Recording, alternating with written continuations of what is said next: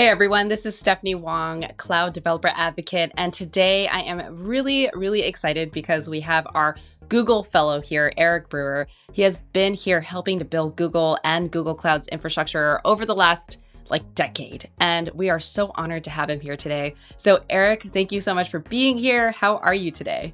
I am fantastic, hanging out in wonderful Marin County, enjoying being remote for today. Same here. I am just a stone's throw away from you, but I do want to jump into it right away. I was actually able to dig up this tweet that you had a while ago. I think it was about 10 years ago. And you were talking about your initial plan to help build infrastructure here at Google and how much work there was left to do. So what was that initial plan and how did it pan out? Well, that was based on my thinking really from the 90s. So before VMs were a big deal, I was working on what you would now call cloud computing at UC Berkeley, and was really based on a model that used a lot of processes and services and APIs. And I still like that model better. So when I got to Google, I kind of felt like we need a new cloud that's a higher level of abstraction.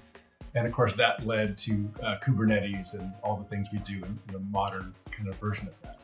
What's it like to see that come to fruition and have the industry adopt it over time? It's incredibly exciting. Even when you plan something like, oh, we should do a new orchestration layer based on containers, because it's more like how we think the cloud should work. It's more like how Google works internally. It's fine to say that, but then you have to create the projects. You have to decide to open source them. You have to get fellow travelers, as I say, other groups that want to bet on this journey. And of course, you need to get adoption. And all that happened. And after maybe 8 years working on Kubernetes, it's in a remarkable place.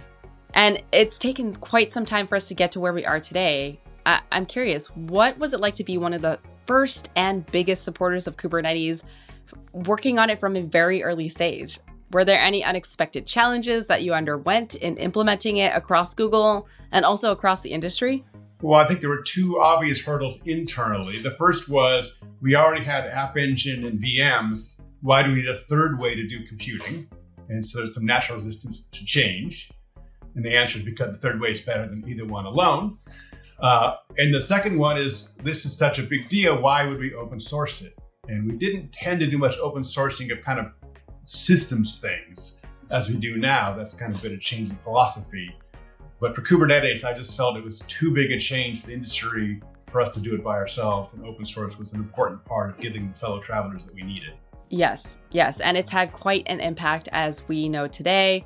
But, tell me a little bit more about the open source ecosystem, what it's grown to be, and what it's looking like over the next 10 years. Is the cloud going to continue to change? Are we moving towards more higher level of abstractions or opinionated services? Well, yes, and yes. So Kubernetes is about this, I think, the second largest open source project now behind Linux, which makes a lot of sense and is an achievement in itself. But really, it's because it's now the cloud platform or the enterprise platform. And the reason for that is it's both versatile, you can do many things with it, but also that it's easier to operate than just the raw VMs or raw disks. And so it's a good platform to build on. But again, I think it's better viewed as a platform for platforms. If you say, well, I really like Cloud Run, it's easier to use than Kubernetes, that is absolutely true. But Cloud Run is not, general purpose as Kubernetes. And so the way I think about that is I want many opinionated things, right, that are vertically oriented on top of Kubernetes. Kubernetes is great for building those things both inside the enterprise and out. And in the end, the collection will be Kubernetes becomes less visible because you're using the things on top of it in your daily experience with your future cloud.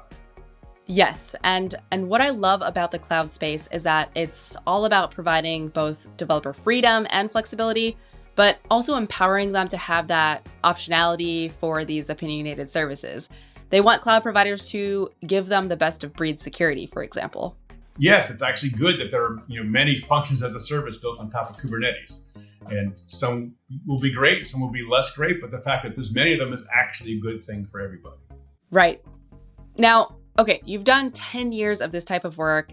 It's changed at a speed that I'm sure nobody had expected.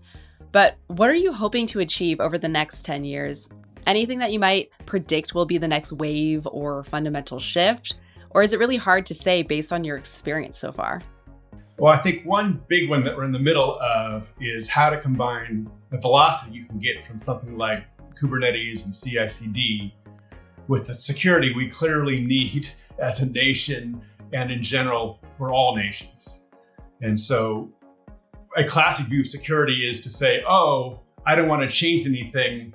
There might be vulnerabilities, but it turns out it's the exact opposite. If you really want to be secure, you have to be able to update your software quickly because there are latent security problems that will be discovered, and then you'll need to fix them quickly. And so my biggest focus at the moment is really around open source security, the supply chains and its security, and how to really make that a much more opinionated stretch from source code to actual deployment, having better metadata, better control of all those steps, better attestations, which can make proof statements about those deliverables. And so you'll understand what your real risks are, and of course, minimize as many attack points as possible.